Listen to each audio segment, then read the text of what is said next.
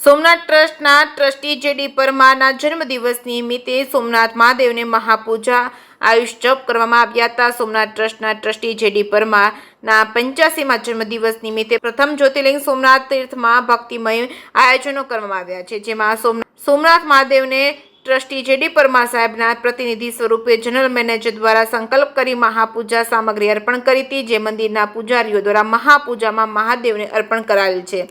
સોમનાથ મંદિરના સ્થાનિક તીર્થ પુરોહિતો દ્વારા ટ્રસ્ટના ટ્રસ્ટી જેડી પરમારના જન્મદિવસ નિમિત્તે તેમના દીર્ઘ આયુષ્ય અને કુશળક્ષેમની કામના સાથે આયુષ મંત્ર જાપ કરવામાં આવ્યા હતા। આ વિશેષ અવસરે સોમનાથ મહાદેવને શયન શૃંગાર સમયે વિશેષ દીપમાળા કરવામાં આવી હતી।